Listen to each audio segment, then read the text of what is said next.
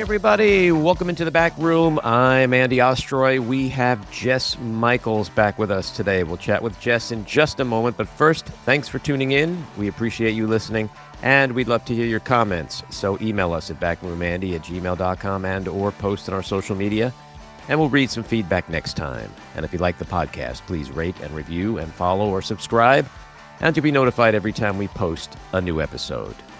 So Jess Michaels is a 3X founder, TEDx speaker, advocate, and 1991 Jeffrey Epstein survivor who has lived with PTSD for 30-plus years. She is founder and CEO of 3 Joannes, Inc., and the hashtag #WithYouToo social safety app, which guides users to, quote, know what to do when someone says, me too. Jess, welcome back into the back room. Thanks for having me, Andy. Nice to see you.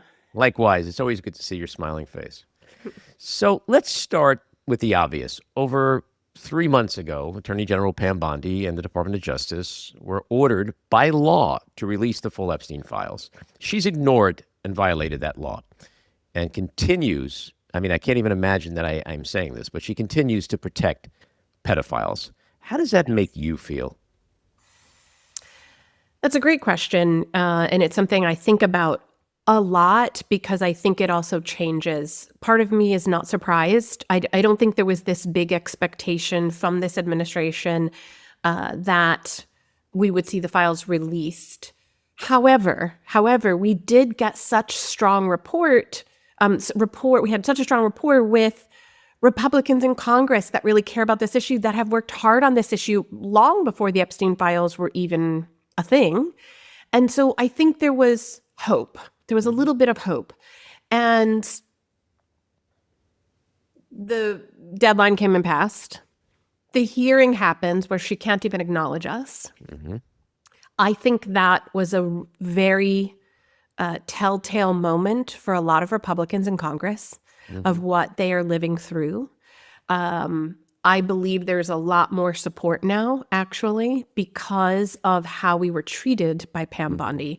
So if I may interrupt for a second, because this is important. We're talking about the Attorney General of the United States, who is in a hearing. And regardless of partisan politics, she's asked to turn around and acknowledge the Epstein survivors. And she's unwilling to do that. She can't look at you guys. She has a stern look on her face. It's almost as if she holds you guys in contempt. She gets that from the President of the United States, who is still yet to acknowledge you guys, still yet to have any of you at the White House. How would just a logical, rational, sane person explain that behavior from the 2 highest law enforcement officials in the country? I think that what you're narrowing in on is a really important point of how, when you ask me how it feels, like I said, it changes from moment to moment. In that moment, I was speechless, and it wasn't just disappointment. I was sad. I was really sad, not because, she didn't acknowledge me, but where we are at as a country was so crystal clear. And where the partisan issues come in was so crystal clear. And I'm not even saying from Republicans in Congress. I'm saying from this administration. And we learn as adults and we teach our children, if you make a mistake, you just own up to it. You own up to it. And that's how we show integrity. That's how we show honesty. That's how we can show that we're someone that is reliable in the future. And she was unable to do that in a very nonpartisan moment, in a moment that just says, how will you respond to the damage your Department of Justice, not Merrick Garland's, who I have understandably, as we all, there's questions there, right? Mm-hmm. Definitely. She was not wrong on that one point, but it's her Department of Justice that caused damage, and she could not take any responsibility for it. That was shocking, because I was wondering if the Democrats were going to come in and give her these really hard questions, forcing her into a corner that made it more divided. And they didn't. That was a very reasonable, human gentle request to just acknowledge what your Department of Justice had done, and I was really sad about it. Yeah, well, she came in scripted. So to your point, if they attacked me, this is how I'm going to behave. If they don't attack me, this is how I'm going to behave. She had her notes. She had her Oppo research like she did the last time she testified. But what really would it have cost her to just turn around and go, my God, I am so sorry for what you have gone through. And we even made though a I'm not mistake. personally responsible, I apologize on behalf of the evil people in this world. Like, what would be the cost? Well, it wasn't. She did. Representative Jayapal did very specifically say, "Can you apologize for what your Department of Justice did in releasing names? Because she, as a prosecutor, should have known that is an egregious mistake. That should never. That survivors. She was never going to admit that. I'm just saying, like, pretend that you have nothing to apologize for, but apologize anyway. Exactly. And do you know what I think, Andy? I think, had she done that one thing, and this is where I think that there's just not a lot of thought gone into how this is being protected, how pedophiles are being protected. It's literally they're throwing stuff at the wall and seeing what sticks. She could have won the day. Of course. If she had done that, it would have caused the responses that she got and the questions she got from the Democratic side going forward, it would have de-escalated. It would have felt less intense. She could have won that day. Sure. Humanity goes a long way, and it would have been less confrontational, and she would have shown empathy instead of treating you and acting like you guys were the enemy. Yes. And when she does that, she's not listening to the cries of victims and survivors. She's not legitimizing your accusations. She's doing the opposite, which is part of the problem, institutionally in this country, why a lot of women like yourself don't come forward, because this is what happens. I mean, just think about for a second, from the President of the United States to the Attorney General sitting in a chamber of Congress and treating you that way, denying you that way. Why would women come forward if that's how the treatment, if they can't even rely on their own Justice Department and Attorney General? And the root injury from a neuroscience perspective and just from a physical perspective is a sudden lack of safety, like in that moment, and a continued lack of safety. So what I'd like to say to anyone that's listening right now is, the next time someone says survivors should report, I want them to think about that moment when we were standing there with the Attorney General and she couldn't acknowledge us, when we were sitting in the State of the Union in the House gallery and the president didn't acknowledge us at all. Yeah. She made it very clear that day that as Attorney General, she's not there to protect survivors and victims. She's there to protect the pedophiles. Yes. So everyone that thinks that I should report or they should report what they just told me, think twice. It's not safe to report in this country right now. Yeah. Well, so we have to find other things. We have to figure out other ways. Like, there's got to be other ways, and I think that's right. important. You can't rely on the government, but you can rely to some degree on Congress. You can rely on the media. You can rely on friends and family, and there are still avenues to pursue. But the government, the Department of Justice, the Attorney General should be the first place you expect protection and accountability from, and justice from. I mean, it's just astonishing. So there's about 3 million files yet to be released. Do you believe they're in these files, because this is the subject of much speculation, do you believe they're hiding even worse incriminating info in those files than what's in the heavily redacted ones that we've seen so far? And do you believe these 3 million files will ever be released? So yes, I do believe that those 3 million files have information that not only is being covered up in those 3 million files, but information that would connect dots in information that we've already gotten. But something I found really interesting is that I found my statement with Special Agent Amanda Young, where I went through my whole, experience, gave details, and they did not redact any of those details, but they did redact sections of the conversation at the very beginning and at the very end. And I know what's in those sections.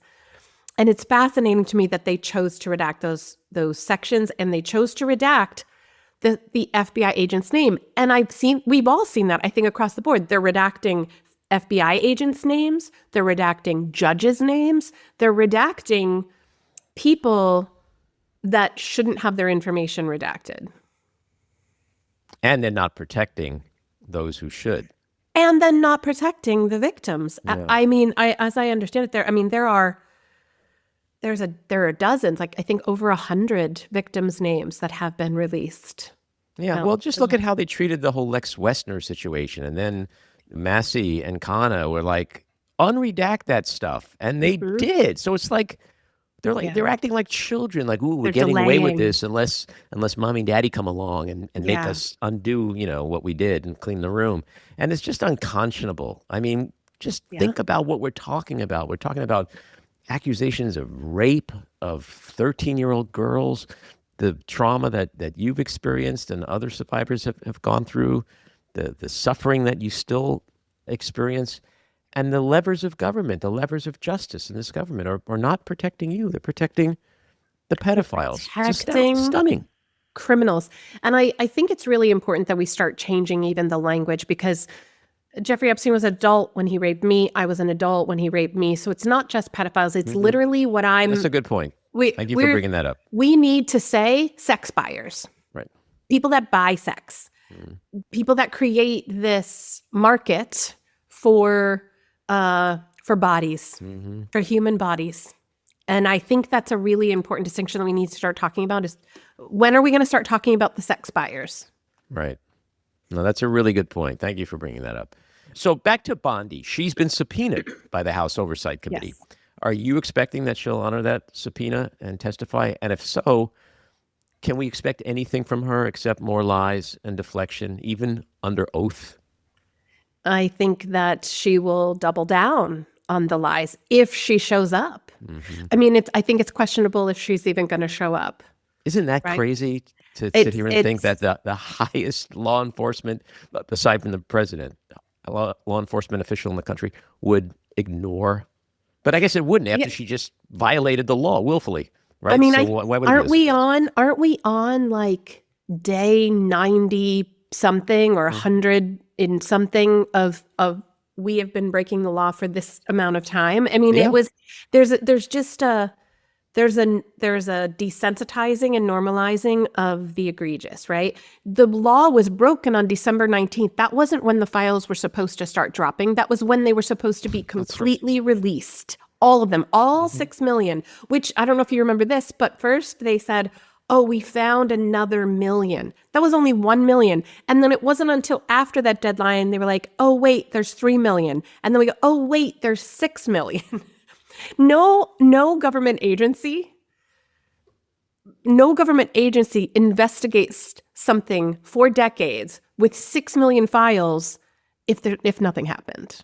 Right. Nor do they try to perpetrate the greatest cover-up in history if nothing happened. If nothing happened. Yeah. Nor would the president who promised for a year, put me in office and I'll release everything and throw these bums in jail. Yeah. Nor would he be trying so hard, like a cornered animal, to keep everything secret. I mean, it's not rocket science. I mean, people, if you're listening out there, I don't care whether you're Republican, Democrat, Independent, just take a deep breath, ask yourself some very logical questions, and then try to come up with the answers that don't point to the obvious, which is they're all trying to cover up some really bad stuff. Yeah. And I mean, you said it earlier, give me a logical explanation of why Pam Bondi would completely ignore us in the room when asked to just acknowledge us and apologize for what her department did. That's it. She wasn't being expected to apologize for a cover-up. It was just what your department actually did, the facts of what your department did. And she couldn't do that. What part of that sounds reasonable? And it's frustrating when you see those Republicans that do just continue to cheer her on, that followed the scripts. Because we know about that. I don't know if you heard about that, but after spending a couple of weeks talking to Republican representatives in their offices, getting such incredible feedback from them and connection and them really, being empathetic and understanding and want to make a difference, to find out at the end of that 2 weeks, oh yeah, nothing's going to happen because this administration told Republicans to back down and only talk about Bondi's achievements. And that was crushing because it's literally the White House just stamping down on Congress and Congress going, I can't do anything outside of this president. Yeah, well, that's not how an administration should normally or would normally treat No. survivors, victims. And to the contrary, it's actually how this administration, which is acting like a mob, Yeah. is putting you guys down because you're a threat. Yeah. That's it. You're a threat. Yeah. Yeah. And so if Bondi does show up, what would you want Congress to ask her? Have you thought about some of the questions that she should be asked? That's a great question because we were just talking about it today in a meeting we all had together, and just to discuss what do we want to know from her. I want to know why she's covering up for pedophiles and sex buyers, and clearly an organization and a network that is global, the largest global sex trafficking network that in history that we know of. But also, why aren't they making sure that all the files are being released? For example, the financial records. They cannot get the financial records. And if you want to prove a crime of sex trafficking, right, money has to have exchanged. They need the financial records, and they will not budge on those records. And so those two things, I think, would be like, why are you covering up? I just want to know the reason why, like what's going on. Well, for that's you? a really interesting point because I think I'm not an attorney, but I think the reason might be because unlike everything else that's in these files, financial records are much easier to prove criminality. Exactly. And yes, the whole follow the money thing is I think, terrifying to them. It's exactly what needs to happen. I mean, I didn't listen to all of the Con and Indike testimonies. Did you? Did you listen to their depositions? The accountant and the lawyer. And the lawyer? Yeah, I mean, not all of it. No. They could release the financial records. I mean, they could be assisting. These two men could be choosing to assist in learning more about what happened, and they're choosing not to. So I think it's really important. I'm hoping that everybody that's listening starts to write down like how many people are not only enabling this cover up now, but proving that they enabled it then. Like this is a cover up of a cover up of a cover up. I want to get to Con and Indike in a second, but I just wanted to give you an opportunity to finish. If you had other questions that you wanted to ask Bondi. I think that this is a little bit of a story. Back in February of 2025, when she came out with the binders, I thought I had the flash of a moment of like, maybe as a woman going in there who has been a prosecutor, who cared about victims of sex crimes, maybe, just maybe, she was going to be the one that would bust this open and be a hero. It really crushed me when she turned out not to be that person. So I want to know why that changed. What happened for her that she went from being someone that cared about victims of crimes like this, who put predators and pedophiles and sex buyers away. What changed for her in her life that she no longer is the person that she was? And I know that that's probably not a question that Congress or the House Oversight Committee would ask, but as a woman to woman, I want to know what changed in her where she stopped being a hero for victims and started being a protector of criminals. Yeah, that's a great question. I think the answer is an obvious one, which she probably would never own up to. And that's the big guy told her to put this stuff under what wraps. bought her? What bought her? What changed her? It's like you can ask that question of all of them. All of them. Scott Bessent was a fairly respectable Wall Street guy. And now he sits like a Muppet and just defends and enables anything that happens in the White House. Yeah. They're all like that. Marco Rubio was a respected senator. He knows about geopolitics. He understands this stuff a lot, especially where it involves Latin America and Latin countries. And now look at him. He's just a puppet who wears Donald Trump's big shoes that he was forced to wear. Like they're all just like it's the emperor's new clothes. That's all it Yeah. is. And I want to say something that I haven't actually spoken about out loud on a Mhm. podcast or shared before. When people talk about sex trafficking, what they don't understand is it is a person of dominance and power and authority and control that is able to exploit a vulnerability so that they can extract value from that person. Mhm. Who does that sound like?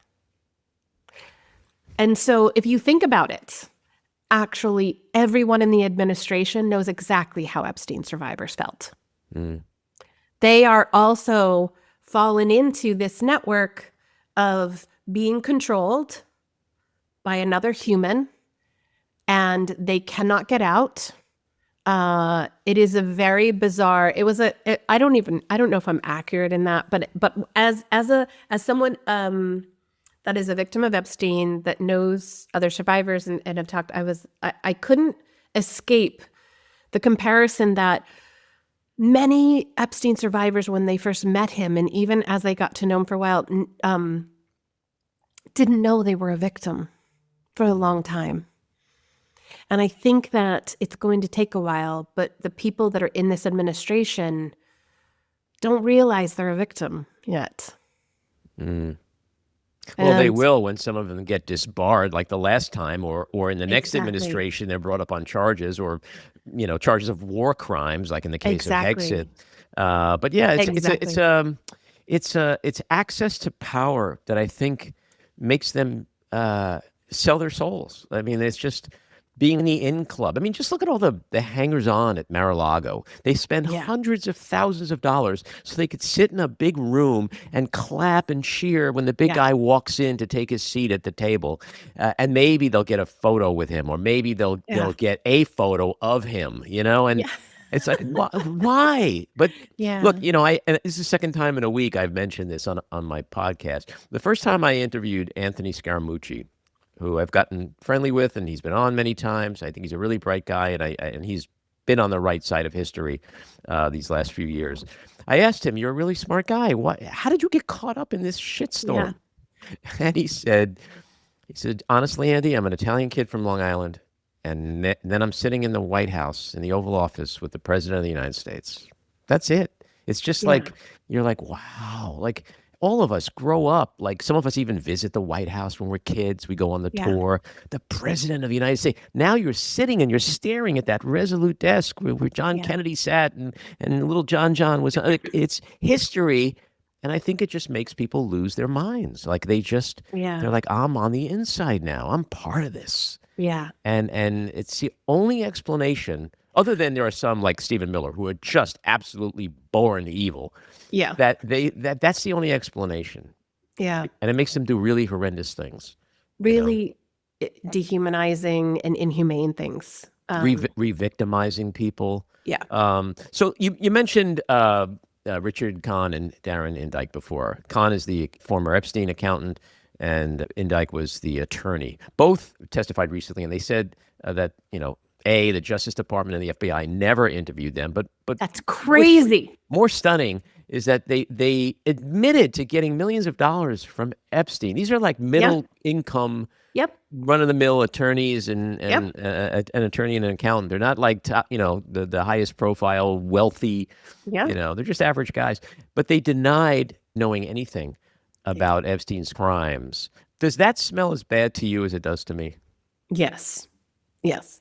It would be impossible to be around Jeffrey Epstein for any length of time, to spend time in his residences, to not know what was happening. I mean, you'd have to be a complete idiot. Yeah. But obviously, they're not complete idiots because they were getting paid millions of dollars to be there and to be an attorney and to be an accountant.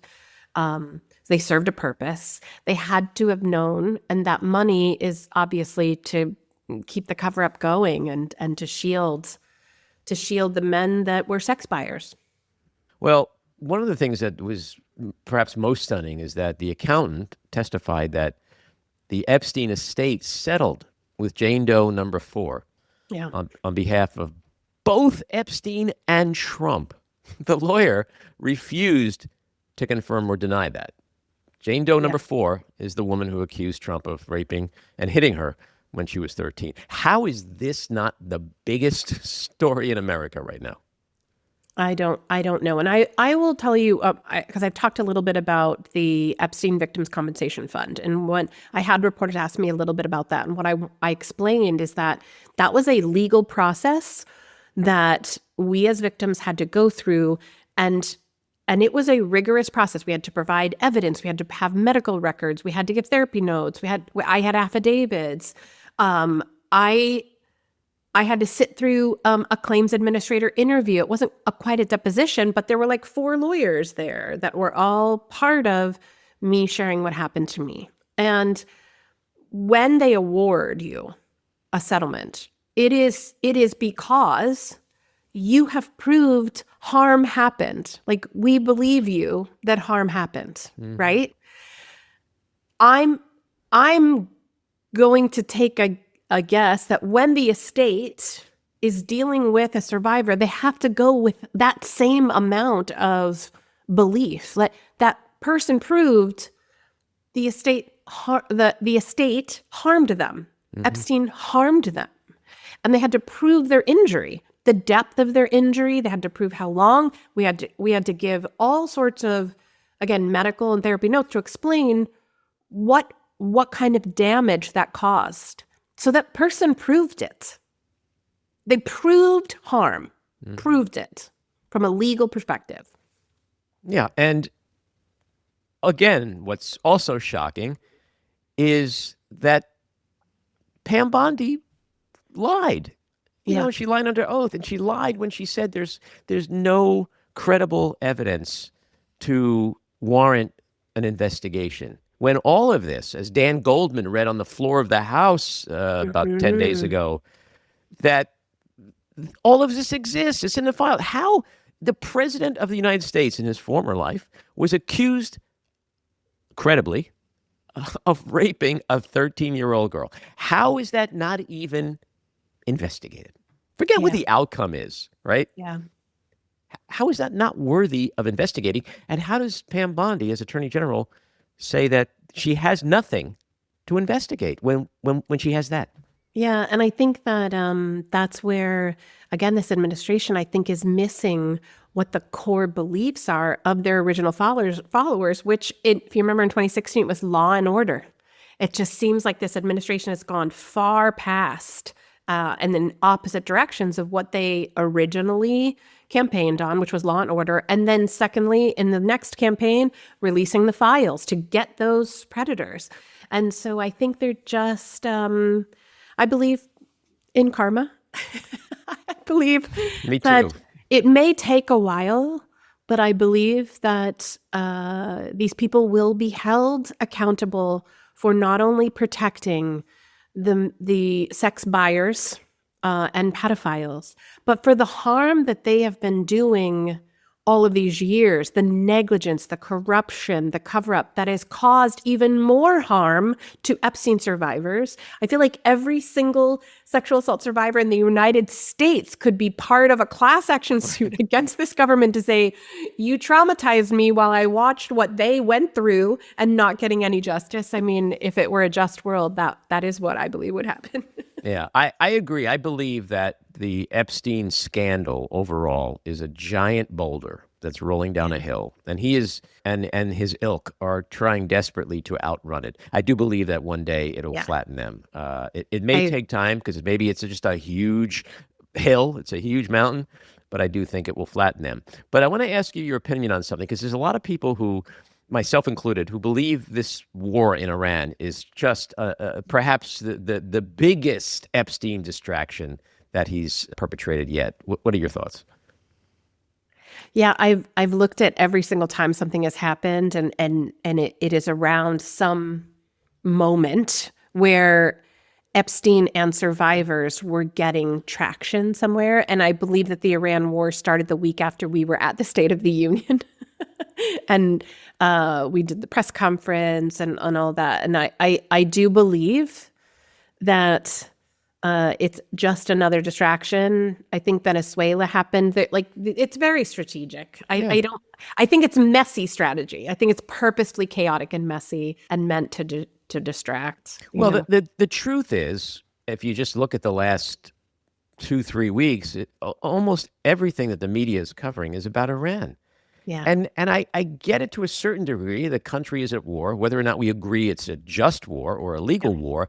Our soldiers are dying. People overseas are dying. Yep. It is something that needs coverage, and the media only has a certain amount of time, and they're trying to keep certain other things alive, but it's not like when the media is just barraging us with Epstein stuff that is incriminating and hurting. Right? Yeah. Right? Like, there's stuff is coming out every day. Yeah, but to the point I think we're both making, I don't think it works. None of it's working. Yeah. The Epstein situation, scandal, files, none of that is going away. It's in fact, I think, despite the fact that we may not see it on the news as much as we would like or as we did a couple months ago, things are happening.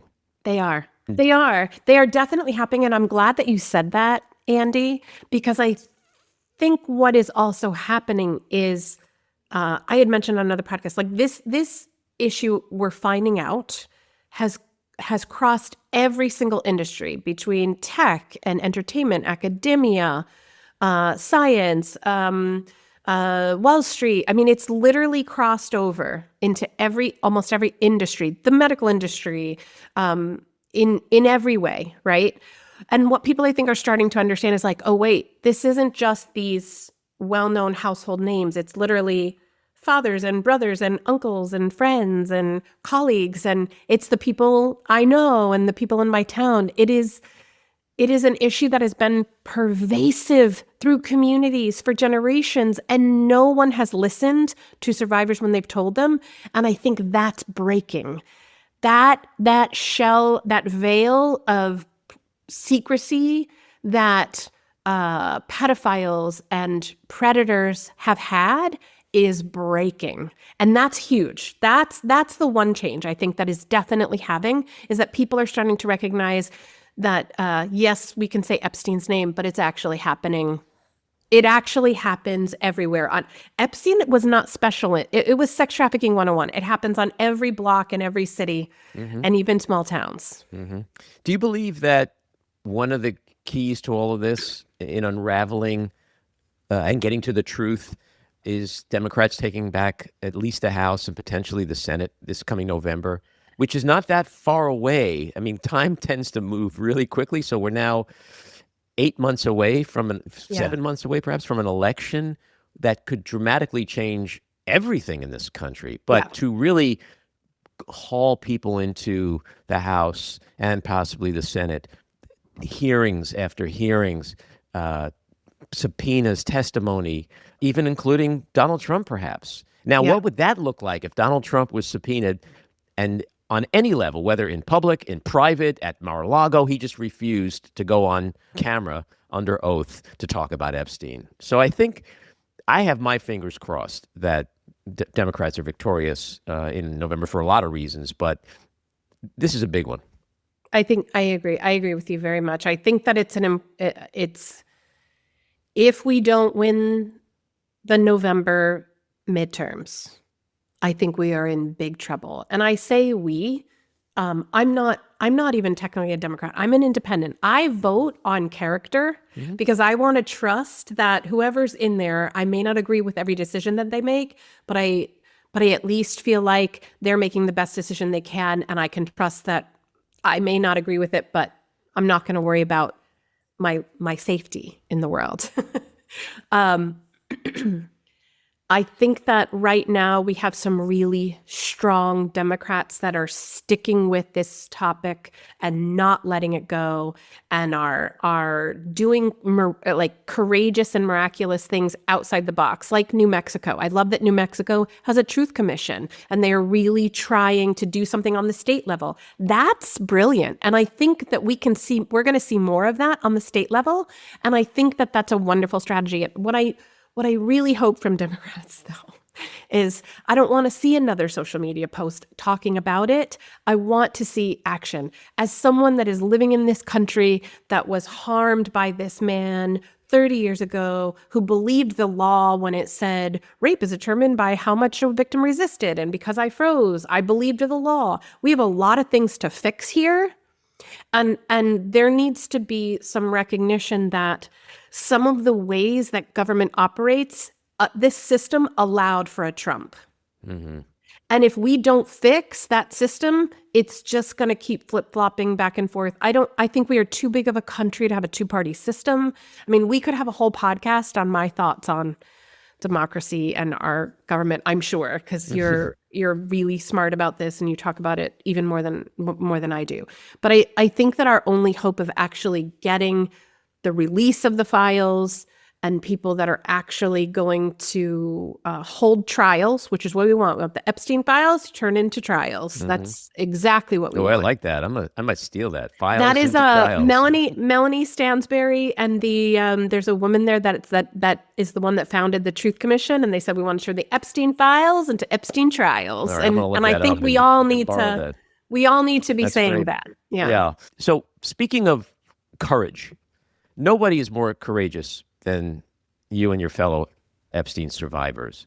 And 5 of them just did an emotional interview with BBC Newsnight about the collective deep-seated trauma all of you continue to experience from Epstein's heinous crimes.